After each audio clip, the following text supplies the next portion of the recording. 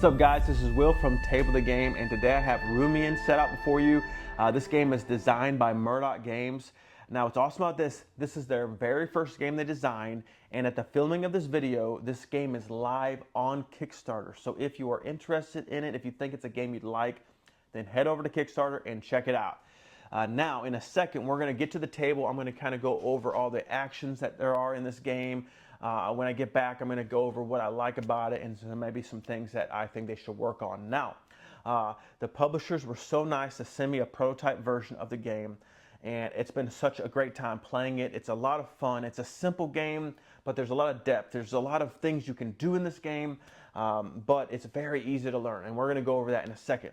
Now, because of this being their very first game, I decided to really help them out. We're about to do a big giveaway on my Instagram page. So if you aren't on Instagram, then go over there and follow me. We're about to do a big giveaway with 3 games, signed rule books, everything like that. So I'm excited about this. I am really thankful that they were willing to allow me to help with this in a little bit, in the little ways that I have. Okay, they've done all the hard work. They designed it. They put all their blood, sweat, and tears in this game. I'm sure they've been working on it for a few years now, or even maybe longer than that. So before we go forward, let's get down to the table. I'm going to go over really all the different actions that there is in this game, do a simple rules teach. It's not a complete rules teach, but after I'm done, you're going to see this game is fairly simple, but because of all the things you can do in this game, there is a lot of depth. So let's get down to the table and let's check it out. All right, guys, I got Rumian set up on the table here. So this is a 2-player game. And so what I want to do is kind of go over some basic rules of the game. Now, this is not a complete rules teach, but this game is fairly simple. And so I wanted to take some time and go over it. All right, so let's go over on your personal board here. So you have a board that goes over all the different actions that you have on your turn, and there is a really cool board that everybody gets that really explains everything that you need to do. So this game is extremely simple. It takes about 5 or 10 minutes to teach it, and then you have really this informational board here that helps you know what to do. All right, so let's go over what you can do on your turn. Now, to start off, okay, you're going to start with your meeples, and you're going to put them all in the town. All right, you're going to place one of the meeples on the victory point track here. Everybody is going to have 3 houses. They're going to have 3 gates, and they're going to have 4 cubes for their action board. So on your turn, you have 4 of the 7 actions, and some of the actions you can do twice, and so there are spots for the cubes. So that way you just kind of keep in line what you've done on your turn. All right, now, so let's go over the different things you can do. So you can gather resources. So on the resources, you have, there's 4 different locations on the board. You have the mountains, you have the woodlands, you have the town, and you have the countryside. So each one of those are going to create different resources. So on the countryside, you're going to create grain, which is symbol right here. That's a symbol for it. On the mountains, stone, that's the symbol for that. On the woodlands, you have wood, and that's the symbol for that. In the town, you're going to have a tool. All right, so wherever you're located, when you're going to gather resources, you are going to, you have to gather those resources wherever you're at. So right now I'm on the town. So if I'm going to use the gather resource action, then I am going to have to stay right here. Now, if I wanted to move and do something else, I'd have to use my move action.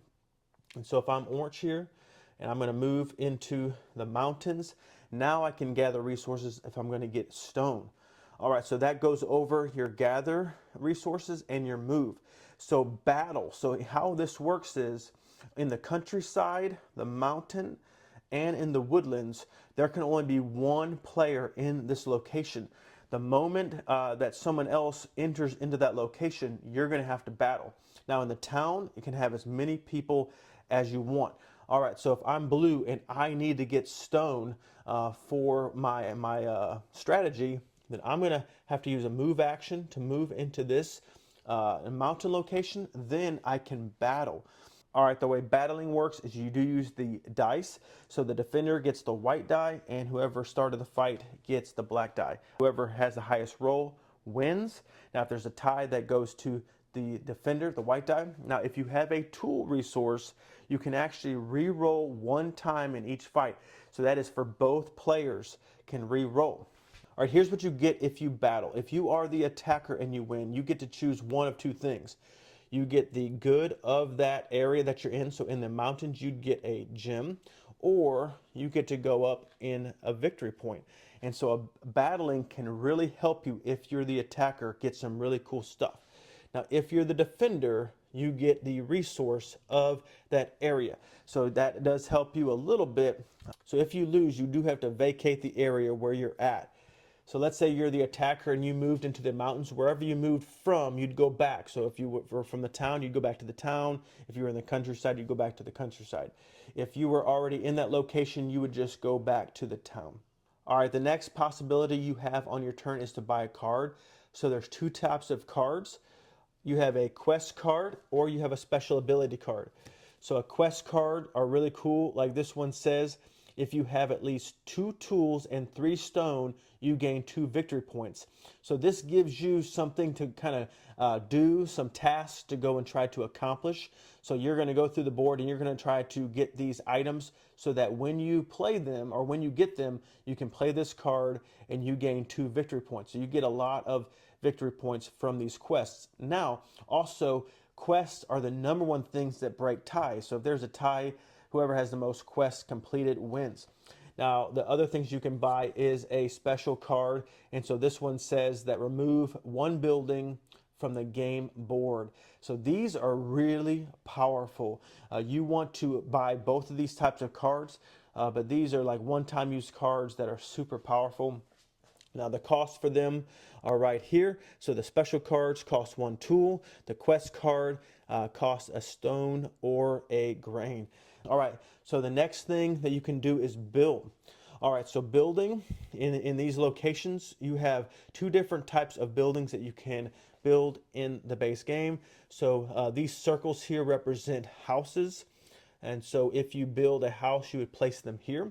You have 3 houses that you can build anywhere in the game. And you have 2 spots here in the mountain, 2 spots in the town, 2 spots in the woodlands, and of course 2 spots in the countryside.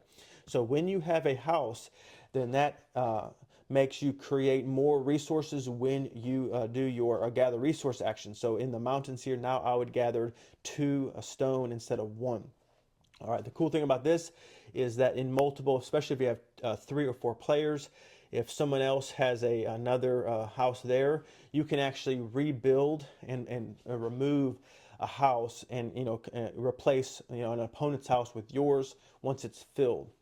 All right, now the other thing that you can build, and one other thing too, is when you build a house, you're going to get 2 victory points. So houses are really, really important for building victory points. All right, the other thing that you can do is build gates, and these gates here are here in the town. There's 3 locations for gates. Now the cool things about gates is that when your opponents travel through your gate, then you're going to get the resource of that area. So here's what's really cool about that is let's say you have a gate here in the mountain, and your opponent moves into the mountain to battle you. You're going to get a resource for doing that. Let's say you win and they have to go back. You're going to get another resource from them going back there. So having gates are really, really cool for building different types of resources. Really have a kind of a passive resource ability here. So also when you build a gate, you get a victory point. All right, the next possibility you have on your turn is to craft goods. So you can see here there's only 1 square, so you can only do this 1 time on your turn. So you do have to be in the location that you're going to craft goods for. So if you have a bunch of grain, you have to be in the countryside if you're going to craft to make bread. So here's how that works. So 2 stone give you 1 gem, 2 grain give you 1 bread, 2 stick give you 1 barrel. And so these are really important for going into the marketplace later on and getting victory points. All right, let's go over the last 2 things that you can do on your turn, and that are the market actions here. So there's 2 of them. There's selling goods and trading goods. So to go over that, we do need to explain a couple things. That is the market board and the wolf. So let's explain how these two things come into play so that you can potentially sell and trade goods. So this is actually a cool mechanism on the victory point track that really, I think, helps to where there's not like a lot of runaway winners that take place. And so these red locations on the victory point track, what those are for is if on your turn you reach or pass one of these red locations and you are in the lead, then your turn stops immediately. Okay, and if you gain more victory points than what's there, you do get to continue on your victory points. But let's say you have 2 or 3 more actions available on your turn, you stop immediately and it goes on to the next player. But before you do that, you're gonna take one of these event cards here. And these event cards are gonna do 2 things. Number 1, it's gonna show you where the wolf is being placed. So the wolf comes into play as soon as the first event takes place, and the wolf never leaves the game. And the wolf, as we're going to go over in a second, creates a lot of havoc in the community. Now, the second thing on the card is the market board. It's going to show you where the market board's placed and the 2 types of goods that are in, basically, they're being sold or traded in the market.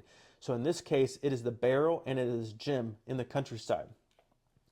So what you would do is you would take the market board, you'd place it in the countryside, and you'd gather a gem, and you'd gather a barrel, and that is what's being sold in the market. So on your turn, if you want to sell or trade goods, you need to be in the countryside, and you can only sell or trade these 2 goods. Now, as the game progresses, new event cards are going to be placed, and the market board is going to change. So let's go over selling and trading goods. So to sell goods, you can sell up to 3 goods, and each good that you sell, you get 1 victory point. So these are very powerful goods. So you can basically, on a sell goods turn, you can get up to 3 victory points. Now to trade goods, you're going to trade up to 3 goods and gain any 2 resources for each. So this is a way that you can maybe get some resources that you need. Maybe if you're trying to do a quest, like in this case, you're trying to get at least 2 tools and 3 stones. So if you need some stone to complete a quest, to get some victory points, that is a great way that you can do that. All right, so now let's talk about the wolf. So in this case, the wolf is going to go to the woodlands. So once a wolf goes in the woodlands, 2 things are going to happen. Number 1, let's say somebody is in the woodlands. That person has to leave immediately back into the town. And depending on how many resources they have to give up some of those resources. All right, now that wolf is going to stay in the woodlands, going to create havoc. And if you do need to get into the woodlands, then you're going to have to travel into there. You have to use a move action, and you're going to have to battle the wolf. And then there's some different rules on that. It's depending on what number that you roll will determine if you win and how much stuff you will get.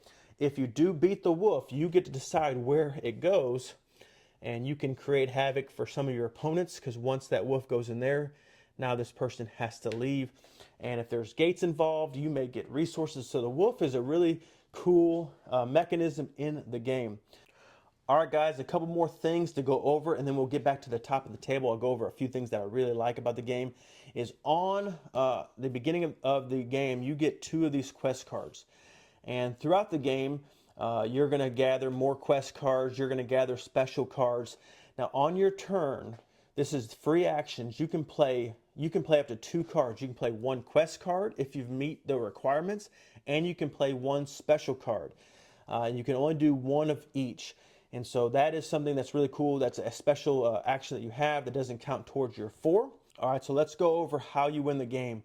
So there is a relic, the relic of Rumian, that's placed on the 14th victory point. And so once someone reaches the 14th victory point, then after their turn, everybody else that's playing gets 1 more turn. And whoever is in the lead at the end wins the game. Now, if there's a tie, then I do know whoever has the most quests wins. And then if there's also a tie, I believe it's whoever has the most goods. And then if there's still a tie, I think it's whoever has the most resources. And then if there's still a tie, then there is a shared victory. So guys, that is pretty much all the rules. Now, I did not do an official rules teach, so there may be some things I left out. But other than that, guys, this game, as you can see, is fairly simple. There is a lot going on. You have a lot of different choices and actions you can choose. You have 4 out of 7 different actions to choose from. You can do some of them multiple times. So there's just a lot going on in this game, but at the same time, it is fairly simple. All right, guys, let's get back to the table and go over a few more things about this game. All right, that was Rumian. What did you guys think about it? As you can see, there's just a lot to do in this game, but it's very intuitive and very simple. So let's just go over 3 things that I really, really enjoy about this game, and then there's a few things that I think they should work on or that is more difficult about it. But anyway, so let's go over the things I really like. So number 1 is the gates. The gates just were really intriguing to me. You don't get as many victory points with the gates as you do the houses. But if you have a game that, especially a 4-player game, and a 4-player game, you're almost always in some kind of conflict on every turn, either with the wolf or with another opponent.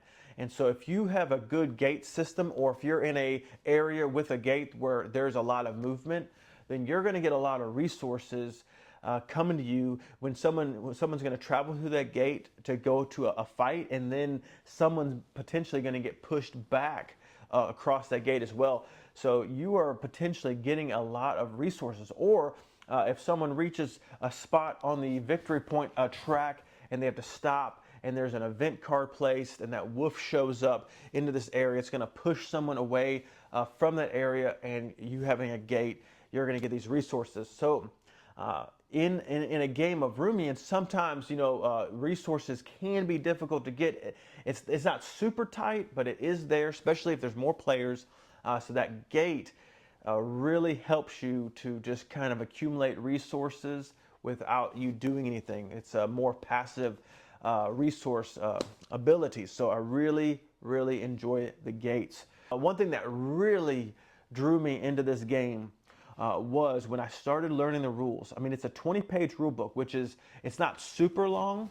Really, when some of my more complex games are 30 pages, usually about 30 pages or so. So at 20, it's a pretty decent sized rule book, okay? But it was laid out so clearly. It was it's very concise. It's very intuitive. And really, it took me about 20, maybe 30 minutes to learn the game. And then to teach it. You really can teach this game in 5 to 10 minutes. It is very simple to teach, very easy to get to the table. And so you guys know this year, I had a baby. My daughter just got married. And so it's been a crazy year. And so this type of weight is a game that I'm really gravitating towards. Is a couple things. Is number 1, it is a strategy game, so there's some thinking you have to do. You have to have a strategy, and you have to get into it. It's going to take about an hour or so, but it's more simplistic. It doesn't have a lot of heavy rules, and it's a more simplistic game. I love like really difficult Euro games. It's really my favorite, but in where I'm at right now in life, this type of game is just the games that I'm really getting to the table right now. So when I saw the game, it looked like it fit in that niche, and then when I learned it, then that's what it was. All right, guys, and the third and last thing that I really enjoyed about this game is the ways that you can win. There's so many paths to victory in this game. I mean, you can get victory points from building houses, from building gates. You can get victory points from completing quests. You can get victory points from battling people. From special ability cards that help you get victory points. For going into the marketplace and selling your goods, you're getting victory points. There's so many different ways that you can be scoring victory points, and of course you're going to use combinations of multiple ways.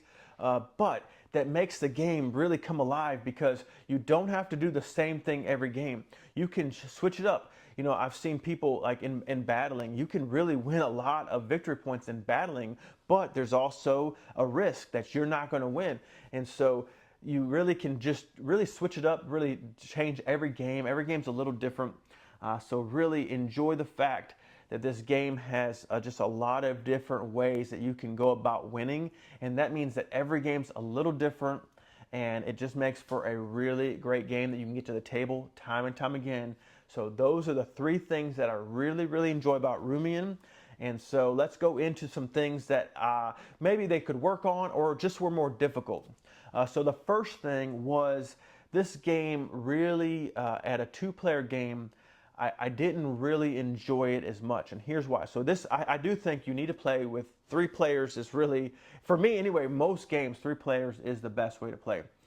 4, so I've played with the 4 players. That's a lot of fun, but it is tight. You're pretty much going to be battling on almost every turn. You're going to probably have some type of conflict. It's really difficult to get something done without that. So that is something with a 4-player game. Yeah, the board is full. Okay, but with a 2-player game, you can almost go throughout an entire game and not battle anybody. And so it really just means it's more of a puzzle at that point, is who can do the different things to get the most victory points. All right, guys, and the last thing that is a potential concern is the open scoring in a game. So when everything's just kind of laid out in front of you, sometimes if you're doing a really bad job and you are way behind, then you're playing a game kind of knowing that you're not going to win. And that can be kind of a bummer on game night or something like that. And you have a good 30, 45 minutes and you just kind of know you're not going to win. Now, the times that I saw that were with people that had never played the game before. It was their very first time playing. So I don't know if once you've played this game a few times, if that just is less and less likely to happen. But me personally, I really like when you are scoring throughout the game, but at the end of the game is when a lot of the in-game scoring takes place, so that even though you kind of know, especially on a game you've played a lot, you kind of know whether you're going to win or lose, but you just don't know until the very end. And sometimes you're closer than you think, or sometimes you may even come back and win when you didn't really expect it.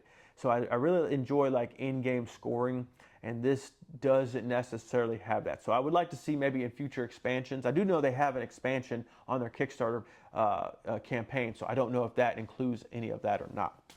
All right, guys. So those are the things that I really enjoy about Rumian, and those are some things that I think they should work on or some potential concerns. But overall, this game was a lot of fun. It's a simple game to learn. It's a simple game to teach. I mean, for a 20-page rule book, you can teach this game in 5 or 10 minutes and just get it played. There's a lot of actions you can take throughout your turn, and that means there's just so many different variables and so many different things you can do. So this game is very replayable.